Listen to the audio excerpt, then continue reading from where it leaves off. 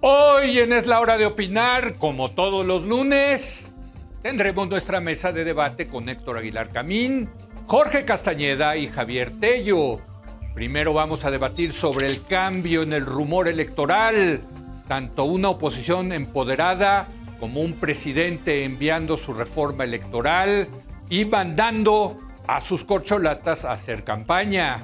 Después vamos a hablar del presidente López Obrador, del presidente Biden y del expresidente Trump. México de nuevo está presente en las elecciones de Estados Unidos. Y por último, analizaremos lo que ocurre en Ucrania, cómo nos estamos acostumbrando a una guerra que todo parece indicar va para largo. Así que quédese aquí en Foro TV, que ya comenzó la hora de opinar.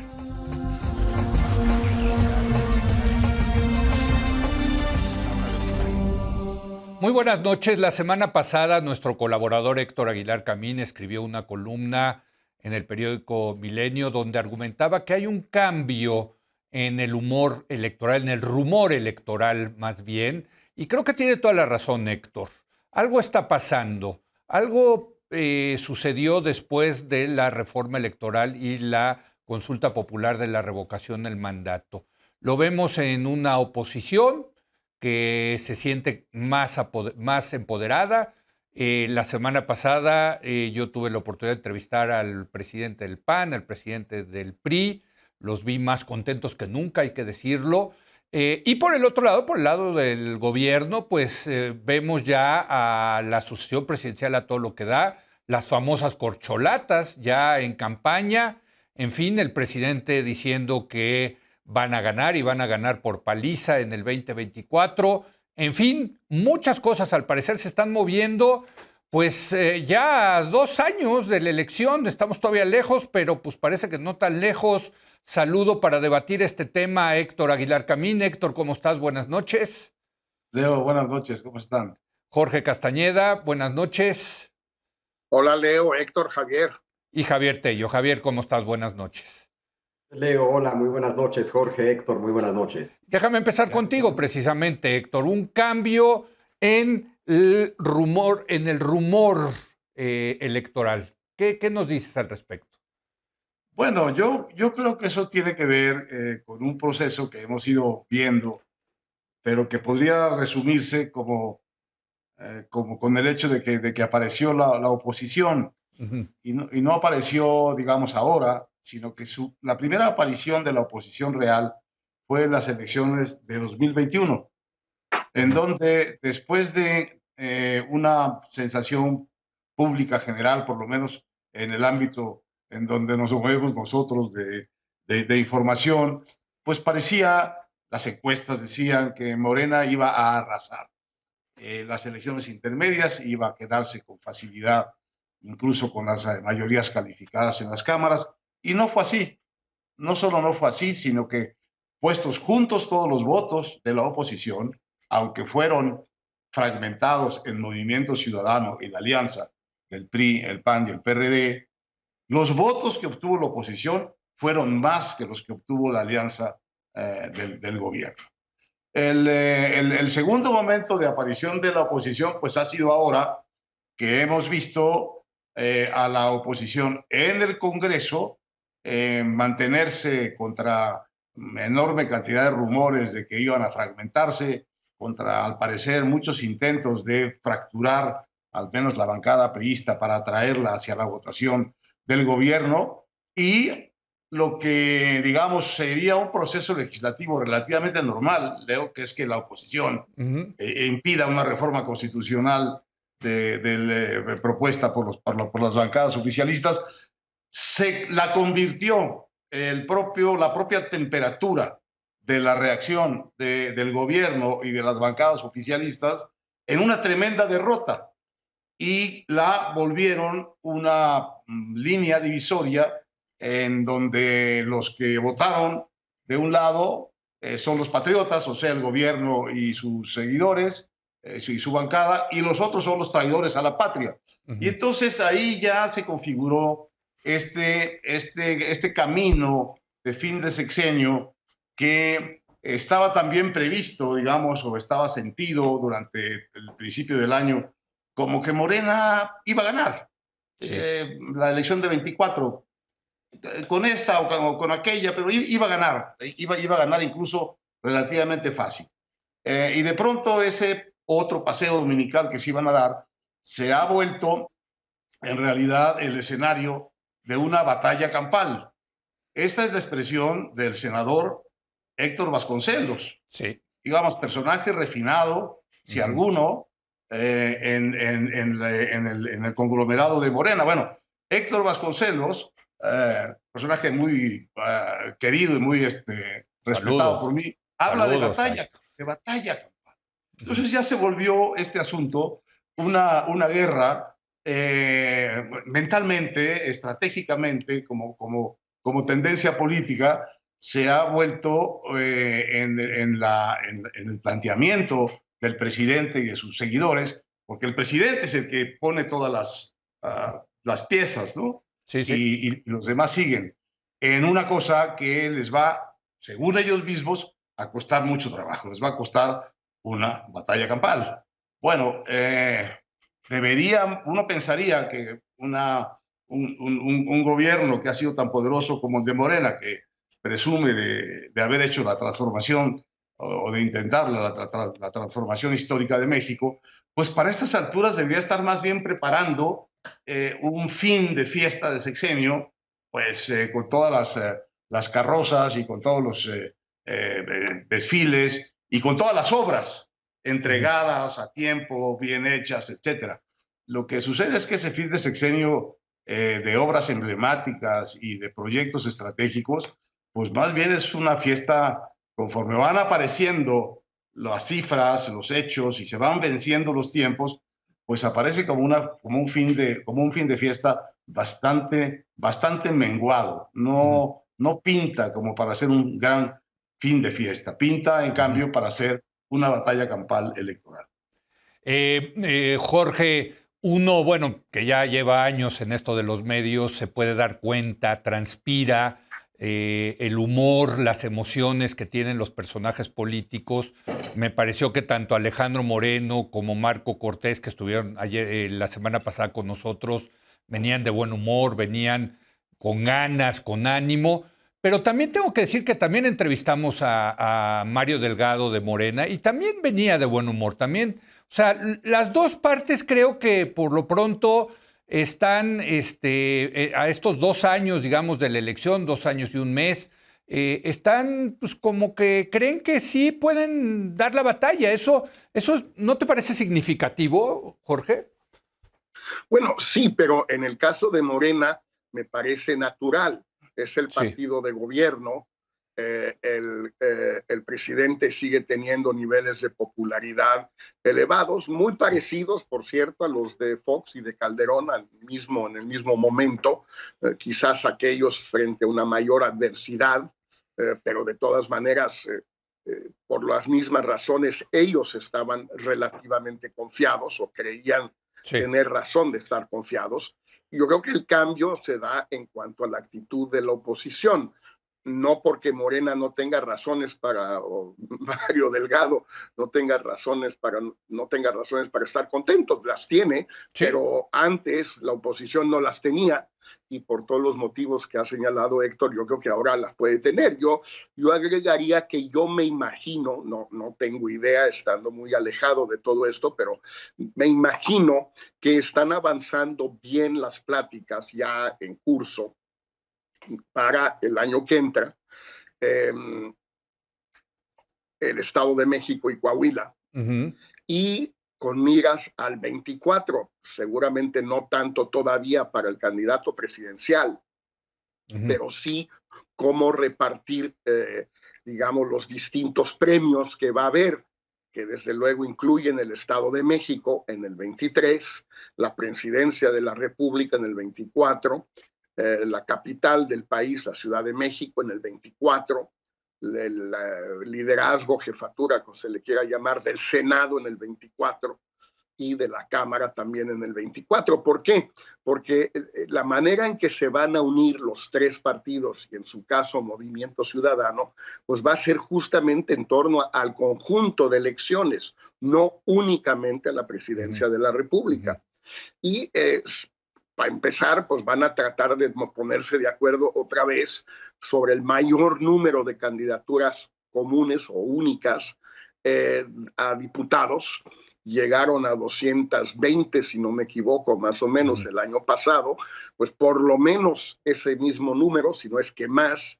Y luego, pues obviamente está el Senado, que van a ser, porque no va a pasar la reforma electoral, 128, los de proporcional son más difíciles de repartir, aunque también se pueden, pero los otros sí se pueden repartir bien. Entonces, yo me imagino que ese buen talante, ese buen humor del que hablabas, Leo, viene no solo del desempeño en la Cámara de haber parado la reforma eléctrica, no solo de que están de acuerdo en no aprobar la reforma electoral, no solo de que tienen razones para estar satisfechos con el resultado de la revocación de mandato, no felices, pero satisfechos, sino también porque van avanzando en las pláticas hacia el 2023 y 2024. Hay que decir que ahí sí noté una diferencia entre lo que estaba proponiendo Alejandro Moreno del PRI y lo que proponía Marco Cortés del PAN de cómo elegir al candidato presidencial de esta posible alianza. Ahí todavía hay diferencias. Y también quiero agregar que mañana vamos a tener a Dante Delgado, que es el cuarto, digamos, presidente que nos falta de entrevistarlo, porque su opinión es importante en el tema de si van a ir juntos o separados o... En fin, ya tendremos esa discusión mañana. Javier. En efecto, yo creo que el Movimiento Ciudadano es una variable importante en las sumas que uno puede hacer para especular sobre qué pueda pasar en 2024. Pareciera de repente que es fundamental que se sume a la alianza. Y si se suma siendo sin duda más chico que el PAN y que el PRI, pero tal vez con candidatos más grandes que el PAN y que el PRI, en un cierto sentido en cuanto a potencial, tal vez. Entonces, eso yo creo que podría meter mucho ruido. Yo coincido totalmente con la idea general de que la oposición hoy está mucho mejor de lo que estuvo en el pasado. Coincido totalmente. Sí. Y por las razones ya señaladas por Héctor, ¿no? Es decir, se han ido acumulando una serie de sucesos que yo diría que si bien son objetivamente, son hechos reales, también lo que se ha dado es un spin. También esos rumores tienen que ver con un spin. Y eso también puede ser una victoria de la oposición, es decir, han logrado que su spin sea el spin dominante. Yo no creo que su, entre comillas, victoria en las elecciones intermedias del año pasado sea tan clara y contundente. Tampoco creo que su victoria, entre comillas, nuevamente en la revocación de mandato sea tan clara y contundente. Creo que también han exagerado esto de la victoria, de derrotar y de tener la reforma. En fin, lo que quiero señalar es que, además de hechos, también creo que han logrado, y eso es lo que había faltado sobre todo los primeros 2 años, tener un cierto discurso. En este caso, tal vez es un mero spin, pero es una cuestión de percepción. Lo que estás diciendo es que, y percepción en política es realidad, digamos, ¿no? Totalmente, y de actitud, ¿no? Ahora, yo sí veo gigantescos, y si quieres podemos hablar de esos gigantescos retos por delante, no menores, ¿no? Entonces, sin lugar a duda, ¿están mejor que antes? Sí, pero es que acordémonos que antes estaban desaparecidos por completo. ¿Qué tan cerca ya está esto de ser, y falta mucho, ¿no? Sí. ¿no? Pero ¿qué tan cerca está hecho ya de ser esto una elección abierta? No me queda tan claro, pero faltan 2 años donde esto puede cambiar muchísimo en muchas distintas direcciones, ¿no? Pero de lo que no hay duda es de que la oposición está mucho, mucho mejor y en ese sentido, pues se entiende el buen ánimo de los dirigentes que has entrevistado. A mí también no me queda claro que ya esto sea una elección competidísima, en fin, no, pero sí concuerdo que ahí está la oposición ya presente, Héctor. Pero, a ver, al final del día, y lo hemos platicado mucho entre nosotros, el cemento de esta posible alianza para el 2024 va a ser el candidato presidencial.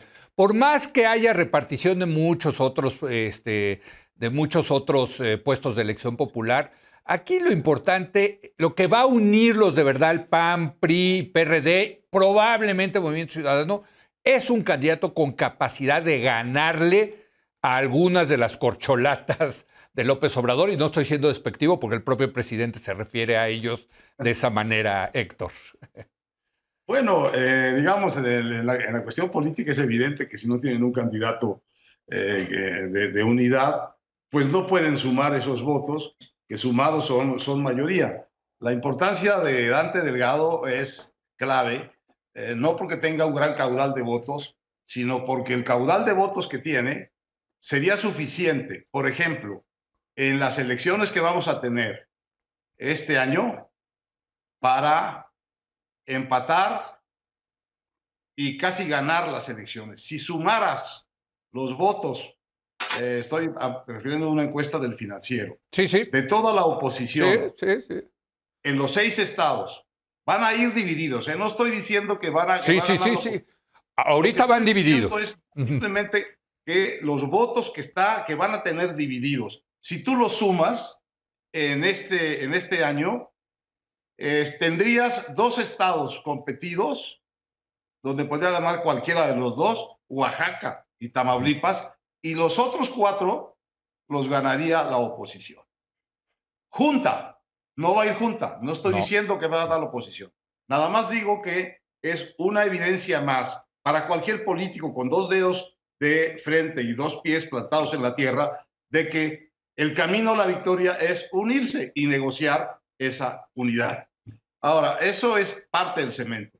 La otra parte del cemento, Leo, es el desastre del gobierno, la evidencia creciente de las malas cuentas que está entregando este gobierno, y al mismo tiempo la violencia con que está exigiendo que esas malas cuentas se reconozcan como buenas y hasta como patrióticas. La verdad es un salto hacia adelante. A ti te gusta decir mucho que el presidente sube las apuestas, pues aquí está subiendo las apuestas de su discurso hasta tratar de convertir esta elección en otro plebiscito entre traidores a la patria y patriotas, donde el gobierno es patriota y los opositores son traidores a la patria. La verdad, para volver al punto de Jorge, es una elección tan grande, tan granular, tan específica, que se da en tantos niveles, que realmente es imposible, me parece a mí, que esta cosa simple de traidores y patriotas se corra a través de toda la elección y de pronto aquí en la San Miguel Chapultepec estemos eligiendo al delegado de Morena o al delegado que no va a ser de Morena porque es patriota o porque es traidor. Me parece que es una categoría emocional muy potente, pero que tiene un rango limitado en cuanto lo metes cuando metes esa dicotomía a la pluralidad y a la complejidad real del país. Entonces, esa apuesta discursiva a que nosotros somos los patriotas y todo lo que hemos hecho está bien, porque ese es el implícito, frente a la realidad de que, pues quién sabe si serás patriota o no serás patriota, nadie duda, vamos a decir que nadie duda de tus buenas intenciones. De hecho, yo no dudo de sus buenas intenciones, pero de buenas intenciones están empedrados los resultados catastróficos de la 4T. Ese es un poco el asunto que vamos viendo en todos los órdenes, en la violencia, en la corrupción, en las obras estratégicas emblemáticas, en la salud, en la economía, en la pobreza. Bueno, es un desastre de gobierno. ¿Ese es el gobierno patriota que vamos a reelegir? Y yo dudo mucho que alcance. Jorge, y en estos días, como parte también de lo que está ocurriendo, el presidente envía su iniciativa de reforma electoral. Concuerdo 100% contigo, lo que escribiste en tu blog de Nexos, que no vale la pena meterse al detalle de hablar de esta iniciativa porque está muerta, no tiene sentido alguno, es un distractor, completamente de acuerdo contigo, pero también hay que decirlo, es una reforma electoral no de un gobierno que se siente tan fuerte y que diga vamos a ganar, sino más bien lo contrario, es de un gobierno que está diciendo vamos a inclinar la cancha a favor nuestro para llegar y tratar de ganar o de ganar todavía con más poder. ¿No te parece? Mira, yo creo que sí, Leo, y creo que es el caso también de la reforma eléctrica en otro sentido. Sí. Yo no comparto la tesis de muchos colegas según la cual tanto la reforma eléctrica como la electoral se mandaron para perder y luego denunciar a la oposición por sabotear los buenos propósitos, las buenas intenciones que decía Héctor, de López Obrador. No, yo creo que mandó ambas, y la de la Guardia Nacional también, para ganar, porque le importan mucho. Yo creo que él es un apasionado enemigo del INE. Odia a Lorenzo Córdoba, lo detesta, y detesta a los demás consejeros, o por lo menos a Ciro, y detesta al INE en su conjunto y a todos los que trabajan ahí, y detesta, por supuesto, a Iberdrola. No se trataba de que, no, hombre, sí, que se quede Iberdrola, pero entonces luego vamos a denunciar a todos estos españoles, para no decirles como les correspondería decir, etcétera. Bueno, entonces, entonces toda la gente nos va a apoyar porque la gente quiere que baje la luz y la gente no quiere al INE y la gente quiere menos diputados, bla, bla, bla, bla. No, yo creo que López Obrador quiso ganar la eléctrica, hizo todo lo posible por ganarla, no pudo. Va a tratar de ganar la electoral o meter a la oposición en la dinámica de negociar, de aprobar las cosas que le pueden gustar a la oposición y aunque rechace las cosas que no le gustan, etcétera, etcétera. Y con la Guardia Nacional, obviamente, meter al ejército, es decir, que el cabildero principal de esa reforma sea el secretario de la Defensa y en menor medida el secretario de la Marina. Perdón, entonces, deja ahí hacerte un paréntesis sobre esto de la Guardia Nacional, porque una de las cosas que me pareció muy interesante de Alejandro Moreno la semana pasada es que dijo, no vamos tampoco a aprobar la reforma de la Guardia Nacional porque estamos en contra de la militarización del país. Híjole, eso... Esa me cuesta más trabajo creérsela tanto a él como al PAN, porque creo que son... En el fondo, cada vez que ven un militar, bueno, les pasan cosas muy raras. O sea, no, le tienen pavor. Pero por lo pronto el posicionamiento, el saque, la bola de saque, es no vamos, ¿eh? Es no vamos. Yo creo que el presidente quiere sacar estas. No es una estrategia electoral. Eso de jugar a perder no es de López Obrador, ¿eh? No es de López Obrador. Él no juega a perder, juega a ganar. Así es. Pero, Jorge, pero el argumento del pavor, que yo creo que es correcto, hay mucho miedo en México, en los políticos, a los militares, también puede esgrimirse en el sentido contrario. Precisamente porque les tienen tanto miedo, preferirían no darles tanto poder. Pues sí. Ojalá, pues pero hijos, son bien sacadones. Del otro lado. Bien sacones. Ahora, cuando ven a los verdes, les sacan. Ahora, yo insisto, la reforma que manda López Obrador es la reforma de alguien que no se cree con la fortaleza que tiene para ganar la elección del 2024, sino que es voy a cambiar las reglas para inclinar la cancha a favor de mis candidatos. Javier, ¿cómo la ves tú? Sí, yo no coincido del todo. O sea, claro que la quiere.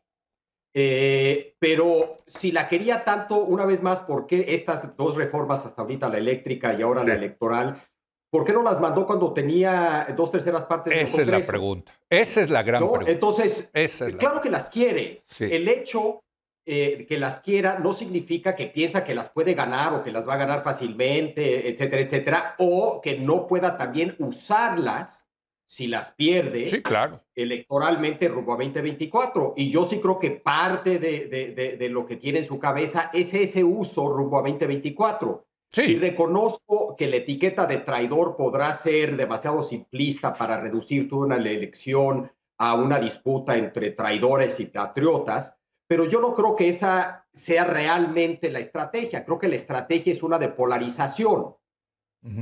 ¿Con qué polarizas? Con un chorro de cosas, entre otras cosas, con las etiquetas patriotas contra traidores, pero habrá muchas otras de ese tipo. Pero la estrategia es la de polarizar a la población. Y esa estrategia creo que es lo que la que van a seguir y lo van a lograr.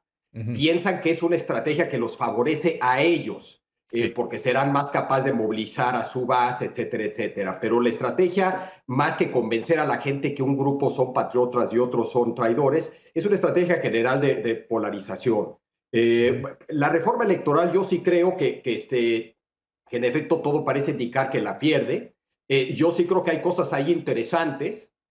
Una cosa es qué le conviene a López Obrador hacer, otra cosa es qué le conviene a la oposición hacer y otra cosa es qué debe de decir uno como analista sobre una propuesta, por más que no tenga posibilidades de ser aprobada.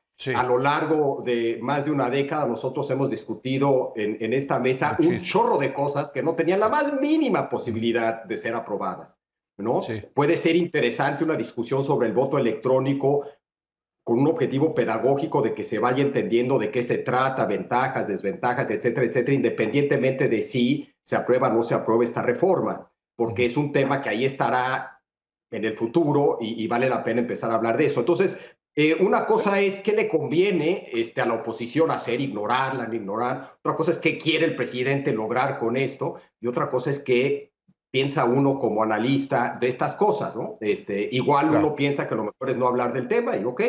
Es que sabes que... Sí, es que sabes que también sabemos que el PRI va a presentar su propia propuesta y el PAN también, por cierto, el PAN va a favor de la segunda vuelta, ¿no? Aquí entonces tampoco hay que hablar de esas. No, el tema como no van a prosperar, tampoco vamos a hablar no, de es un buen punto tuyo. Quizás no, yo creo que el tema de fondo es si va a haber negociación entre patriotas y traidores de la nación para sacar algo. A ver, perdón, a ver. Sí, Héctor, digo Jorge. Solo una pregunta. Sí. ¿Para qué queremos una reforma electoral? If it ain't broke, don't fix it.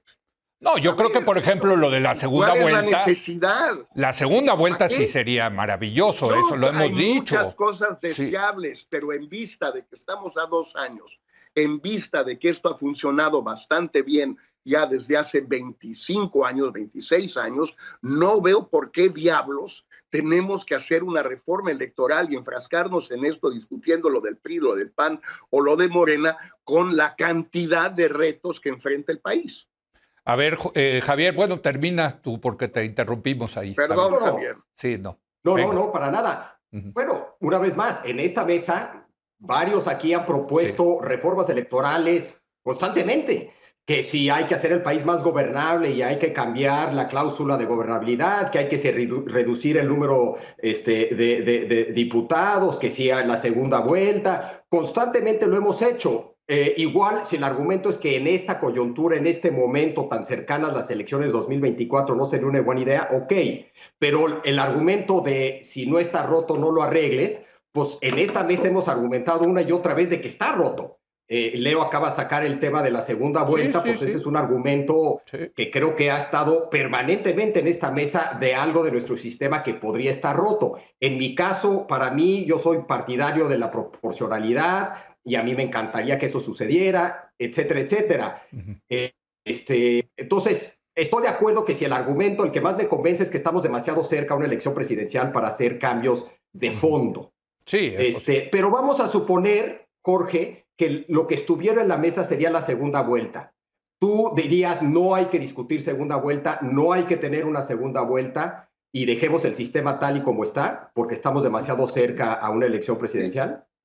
Yo que he estado siempre a favor de la segunda vuelta desde hace 1000 años, diría no es el momento. 1, porque estamos muy cerca y 2, porque realmente hay tantas otras cosas en este momento más importantes que la segunda vuelta, que a mí me interesa y me importa mucho, a mí, pero la verdad no creo que frente a los niveles de violencia, de desempleo, los retos con Estados Unidos, la desigualdad, la falta de crecimiento económico, etcétera, etcétera, etcétera, sí, la segunda vuelta, a favor de la cual estoy desde hace no sé cuántos miles de años, pues sí, no creo que ahorita sea el momento idóneo para ponerla a debate y aprobarla o rechazarla. Por cierto, le resolvería el problema a la oposición de quién sería su candidato la segunda vuelta. Por supuesto. Héctor, por supuesto. Héctor, venga.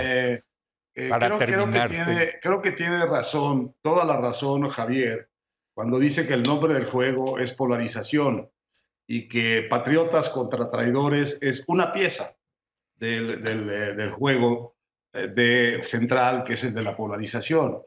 Y siguiendo esa lógica, podemos entender por qué manda el presidente estas reformas a sabiendas de que se las van a rechazar y de que probablemente va a perder eso. Bueno, las pierde en el Congreso, pero las gana en el ámbito que dice Javier de la polarización, porque entonces permite decir, poner otras fichas de polarización y decir, estos son los que no quieren la democracia, quieren la corrupción del sistema democrático electoral y sus privilegios. Estos son los que quieren que nada cambie, frente a los que queremos cambiarlo todo y traer la democracia. Y mucho más fuertemente le sirve para el juego de la polarización el tema del ejército, que es, Fuerzas Armadas, vean ustedes quiénes les tienen confianza y quiénes no les tienen confianza. Vean ustedes cómo desde el gobierno hacemos una apuesta cabal y completa sobre ustedes, y en cambio desde la oposición tienen dudas de que ustedes, pues quién sabe qué dudas tengan, que expongan las dudas que tienen sobre el ejército. Entonces, en la lógica de polarización que dice Javier, creo que todo esto alcanza su verdadero sentido y la intención real que está detrás. Si de pasada se da una negociación y gana, bueno, pues muy bienvenido, pero la ganancia, yo creo que tiene razón Javier, está ya en la polarización, que eso desata de quién está por la democracia y quién recela del ejército. Y esas dos cosas, pues sí son muy polarizantes, ¿no?